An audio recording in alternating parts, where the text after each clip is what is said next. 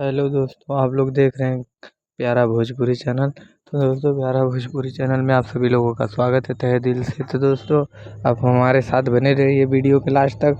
तो आप लोगों को मैं बता दूं, खेसारी लाल यादव जी का शूट चल रहा है इस समय, जो कि शूटिंग दिल्ली में हो रहा है। बहुत ही ज़बरदस्त गाने का, जो कि देवी गीत है। बहुत ही ज़बरदस्त सॉन्ग है जो खेसारी लाल यादव का शूट हो रहा है दिल्ली में वीडियो। तो बने रहिए हमारे वीडियो के लास्ट तक। और खेसारी लाल यादव के फ़ैन है या पवन सिंह के फ़ैन है तो प्लीज़ हमारे चैनल को सब्सक्राइब कर लीजिए, ताकि जो भी मैं खेसारी लाल यादव और पवन सिंह से जुड़ी खबर आप तक पहुंचाना चाहता हूं वो आप तक आसानी से पहुंचता रहे। तो सब्सक्राइब जैसे ही आप करेंगे मैं वीडियो अपलोड करता जाऊंगा, आप तक आसानी से पहुंचता रहेगा। दोस्तों, तो मैं आज का दिन बता देता हूँ। खेसारी लाल यादव का फिल्म जो का शूट हो रहा है, और खेसारी लाल यादव का गाना भी शूट हो रहा है इस समय।